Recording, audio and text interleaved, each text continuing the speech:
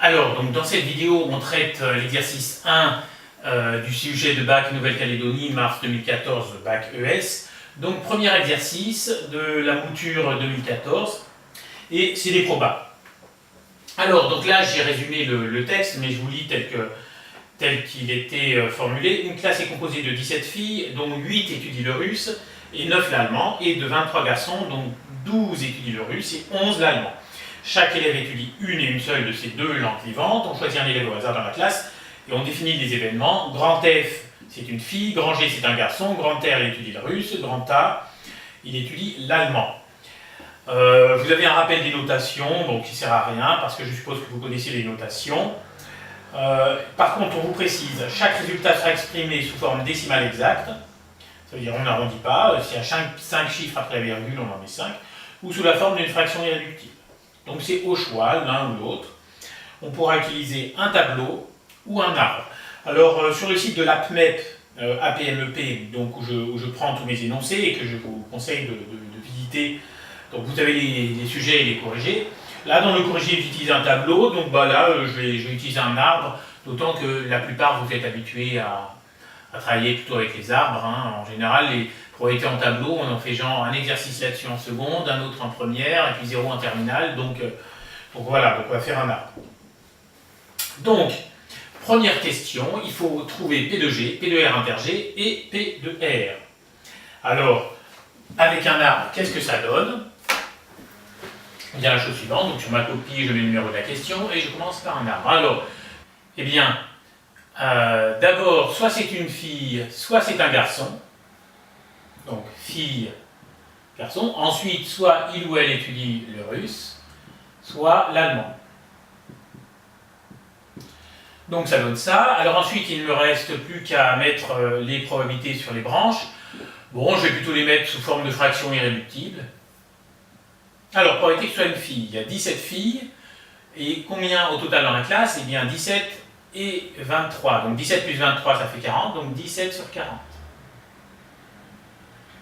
Voilà. De toute façon, donc là, je mets uniquement le résultat dans mon arbre, mais je vais expliquer, je vais détailler le calcul de P de F et de P de G sur ma copie après. Donc pour un garçon, les garçons, ils sont 23 sur un total de 40, donc 23 sur 40. Voilà. Alors, ensuite, le nombre qui est là. Parmi les filles, il y en a combien qui font russe? Eh bien, il y en a 8 qui font russe sur 17 filles, donc ça fait 8 sur 17. Et l'allemand, 9 sur 17. Voilà. Surtout, ne mettez pas 8 sur 40 et 9 sur 40, puisque, en fait, le nombre qui est là, je vous rappelle que les nombres qui sont là, c'est bien les probabilités des événements qui sont là, donc ça c'est bien P de F, ça c'est bien P de G, mais ça, le nombre que je mets là, c'est pas P de R, le nombre que je mets là, c'est la probabilité de R, sachant F. Tous ces nombres-là sont des probabilités conditionnelles. Ça, c'est la probabilité de R, sachant F. Ça, c'est la probabilité de A, sachant F. Ça, c'est la probabilité de R, sachant G. Et ça, le nombre qui ira là, c'est la probabilité de A, sachant G. C'est la probabilité conditionnelle. Donc en fait, c'est pour ça que je divise non pas par le total d'élèves, mais par le total de filles. Ça veut dire parmi les filles, il y en a 8 qui font russe. Donc 8 sur 17. Voilà. Donc, j'ai plus qu'à mettre les nombres là. Et là, parmi les garçons, il y en a 12 qui font du russe, donc 12 sur 23. Et de l'allemand, il y en a 11 sur 23. Voilà, mon arbre est terminé. Alors, maintenant, je vais quand même calculer P de G, P de R inter G, P de R, comme c'était demandé. Donc, pour P de G, je mets quoi sur ma copie? Eh bien, P de G, je mets qu'il y a 23 garçons sur un total de 17 plus 23. Donc 23 sur 40. Voilà, P de G c'est fait. P de R inter G. Donc P de R inter G, eh bien, c'est ce chemin-là. Je vous rappelle que la probabilité d'un chemin, on multiplie les nombres qui sont sur le chemin, donc ça fait ça fois ça. Alors, je laisse une ligne parce que je vais vous expliquer. Donc, c'est 23 sur 40 fois 12 sur 23.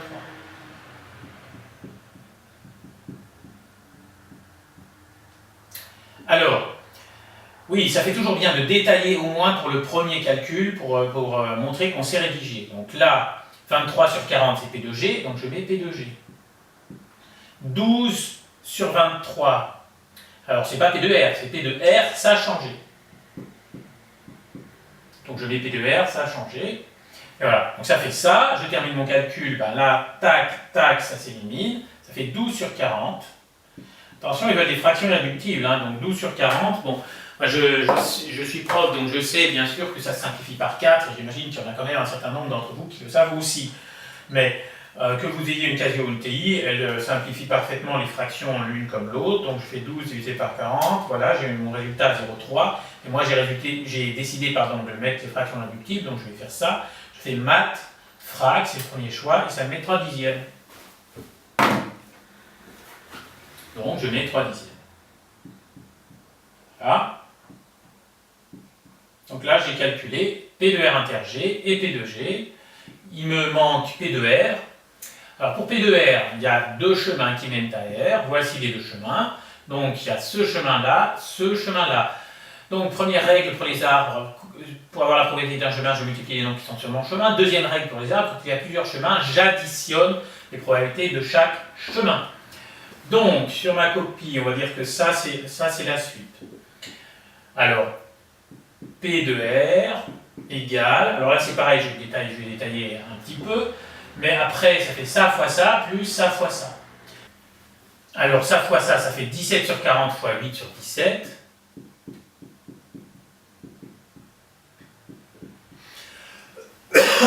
Et ça fois ça, je l'ai déjà calculé, ça fait 3 dixièmes. Bon, alors là, je montre encore que je sais rédiger. Donc P de R, c'est ce chemin et ce chemin.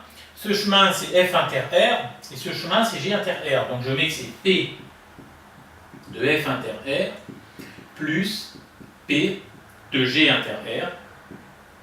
Voilà. Ensuite, je calcule. Là, tac, tac, ça simplifie. Sinon, vous pouvez faire ça à la calculette. Hein, mais donc ça fait 8 sur 40 plus 3 dixièmes. Là, tout se met sur 10, hein, je divise par 4 en haut et en bas. Ça fait 2 dixièmes, plus 3 dixièmes, ce qui fait 5 dixièmes. Mais 5 dixièmes, ça fait un demi. Voilà, si vous n'êtes pas un expert de calcul mental, vous tapez ça à la calculette, elle vous mettra un demi, il n'y a pas de problème, hein, vous n'êtes pas obligé de détailler ça sur la copie. Voilà. Donc, la première question est faite, on passe à la question 2. Donc, question 2, quelle est la probabilité que l'élève choisi soit une fille qui étudie l'allemand? Eh bien, une fille qui étudie l'allemand, ça fait ce chemin-là, et donc la probabilité, c'est ça fois ça. Donc ça, c'était une question relativement simple. Donc sur ma copie, 2, je mets P2, alors, une fille qui étudie l'allemand, ça veut dire, une fille c'est F, l'allemand c'est A, donc c'est P de F inter A qu'on me demande. F inter A égale ça fois ça, donc 17 sur 40 fois 9 sur 17. Là, les 17 s'éliminent. Ça fait 9 sur 40. Voilà. Et là, vous pouvez le vérifier à la calculette, hein, vous pouvez lui demander de simplifier cette fraction, mais c'est une fraction irréductible. Donc, vous voyez, cette question, c'était pas difficile. Alors, bien sûr, le piège éventuel, c'était de croire que ça, c'était une probabilité conditionnelle. C'est-à-dire, par exemple, mais la question serait l'élève étudie l'allemand, quelle est la probabilité que ce soit une fille, hein, mais là, ce n'était pas ça. Hein. Quelle probabilité que ce soit une fille qui étudie l'allemand, on ne sait pas si c'est une fille ou pas, on ne sait pas si elle étudie l'allemand ou pas. Donc, ce n'est pas une probabilité conditionnelle, donc c'est une probabilité intersection. Donc, c'est bien, voilà, c'est bien F inter A, ce n'est pas une probabilité conditionnelle. Donc, troisième question. L'élève étudie le russe, quelle probabilité que ce soit un garçon? Alors, cette fois-ci, effectivement, il s'agit d'une probabilité conditionnelle. On demande la probabilité que ce soit un garçon, oui, mais on sait qu'il étudie le russe. Donc c'est la probabilité que ce soit un garçon, sachant qu'il étudie le russe. Donc c'est la probabilité de garçon, sachant russe. Voilà, donc ça fait ça. Donc là, on écrit la formule des probabilités conditionnelles. Donc c'est du cours, donc je vais la mettre en vert. Voilà, donc là, la formule des probabilités conditionnelles. Donc ça, c'est pas sur la copie. P de A sachant B, c'est P de A inter B divisé par P de B. Je vous dis toujours, celui qui est en bas reste en bas. Voilà. Donc cette formule-là, vous devez la connaître par cœur, hein. Il n'y a pas moyen d'y couper, il faut la connaître celle-là. Voilà, donc là ça fait P, donc là c'est ce que j'écris sur ma copie, de R inter G, divisé par P de R, hein, puisque celui qui est en bas reste en bas. P de R inter G, je l'ai calculé, donc là j'ai mis les résultats de la question 1, hein, ça fait 3 dixièmes. Divisé par P de R, on l'a calculé aussi 1 demi. Bon voilà, ça fait pas de mal de réviser les règles des fractions, ça veut dire que je multiplie par la fraction inverse.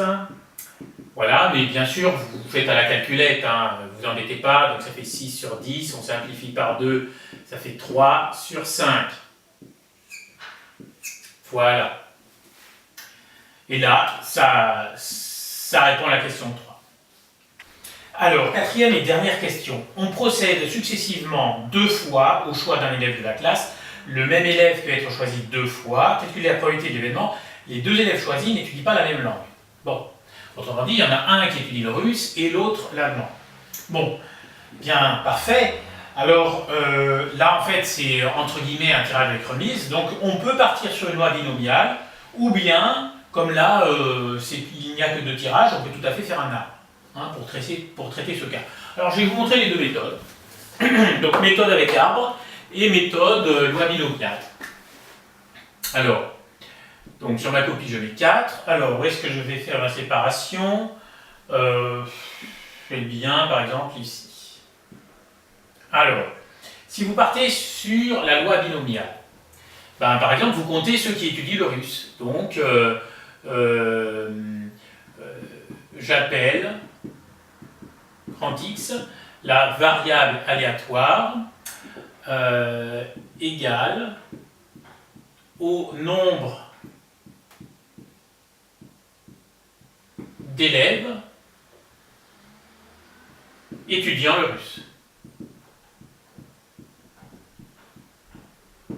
Et puisque c'est un tirage avec remise, x suit une loi binomiale, donc je mets x suit la loi binomiale de paramètres. Alors, dans la loi binomiale, il y a toujours deux paramètres n et p. N égale, le nombre de tirages, c'est 2. Et p égale, eh bien, c'est la probabilité, puisque x compte le nombre d'élèves qui étudient le russe, c'est la probabilité d'étudier le russe. La probabilité du russe, c'est 1,5. Donc p égale, allez, on va mettre sous forme décimale cette fois-ci, 0,5. Voilà. Et maintenant, on me demande la probabilité que les deux n'étudient pas la même langue, donc un étudie le russe et un l'allemand, donc c'est la probabilité d'avoir x égale 1. Bon, eh bien, la probabilité d'avoir x égale k, je vous la mets en vert puisque c'est du cours. C'est la suivante. P de x égale k égale k parmi n, p puissance k, 1 moins p puissance n moins k. Voilà, ça c'est la formule du cours. Si vous ne la connaissez pas par cœur, c'est pas bien. Apprenez-la par cœur. Si vraiment ça ne rentre pas, vous la mettez dans la calculette. Enfin, de toute façon, ce serait bien qu'elle y soit. Alors, probabilité d'avoir x égale 1. Donc, je remplace k par 1, n par 2 et p par 0,5. Pardon. Alors, 1 parmi 2. P puissance k, donc 0,5 puissance 1. 1 moins p, 1 moins 0,5, ça fait, enfin bon, vous pouvez mettre 1 moins 0,5, mais ça fera 0,5. Puissance n moins k, donc puissance 2 moins 1, qui fait 1. Voilà.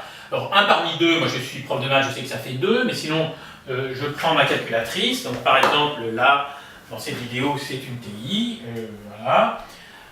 Pour avoir le k parmi n, je vais dans maths, proba, et dans maths proba, donc maths c'est cette touche, hein, Et dans Math Proba, il y a le choix numéro 3 qui s'appelle combinaison. Top, combinaison. Donc voilà.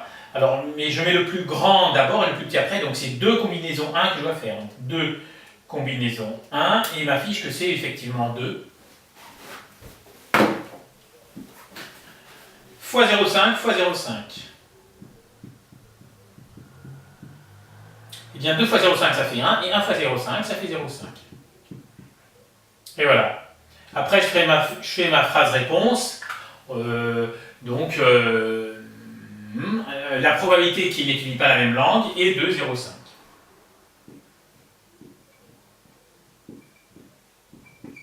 Je mets juste la probe à chercher, vous, sur votre copie de bac, vous détaillez un peu plus, c'est simplement pour que vous ne vous ennuyez pas trop, vous, derrière votre écran. Hein. Alors ensuite, donc ça c'est la première méthode, loi binomiale. Deuxième méthode, avec un arbre. Donc on peut dire premier élève, voilà, deuxième élève. Donc premier élève soit russe, soit allemand, deuxième élève soit russe, soit allemand, russe, allemand. Alors moi j'aime pas appeler par la même lettre des événements qui sont différents. Là c'est russe, d'accord, mais ça c'est le premier élève, ça c'est le deuxième. Donc je préfère mettre R1 à 1, R2 à 2, R2 à 2. Comme ça les choses sont très claires. Ça c'est le deuxième fait l'allemand, ça c'est le premier fait le russe. Comme ça tout est en ordre. Bien. Alors, on a dit que la probabilité qu'il fasse russe, c'est 1,5. Donc là, la probabilité pour que le premier élève étudie le russe, c'est 1,5 ou 0,5. Et donc du coup, là, c'est 0,5 aussi.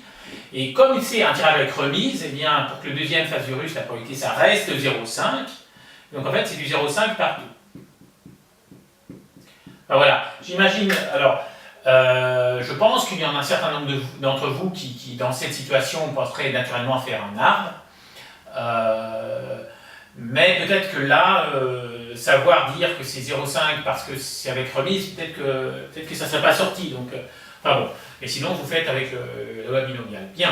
Donc, la probabilité qu'ils n'utilisent pas la même langue, eh bien, en fait, c'est donc ce chemin-là, ou bien ce chemin-là. Donc, dans les deux cas, il faut un allemand, un russe. Bon.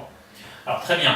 Donc, on me demande en fait P de R1 inter A2 plus P de A1 inter R2. En fait, il n'y a pas de nom, pour l'événement, il n'utilise pas la même langue, donc du coup, voilà, ça donne ça. Égal, alors R1 inter A2, donc ça fait ce chemin, donc 0,5 fois 0,5, plus A1 inter R2, 0,5 fois 0,5. C'est pas très original, hein, il n'y a que des 0,5, hein, c'est un arbre un peu pauvre, mais bon ben voilà. 0,5 fois 0,5 ça fait 0,25, et 0,25 plus 0,25 ça fait 0,5. Bon, si vous n'êtes pas champion de calcul mental, vous faites à la calculette, c'est tout à fait bien. Et voilà, et la phrase réponse est la même. Voilà. Donc bien sûr, vous mettez une phrase un peu plus longue. Et ça termine cet exercice qui n'était pas très difficile, mais qui était moi je l'ai trouvé relativement original. La dernière question est un peu déroutante parce que en fait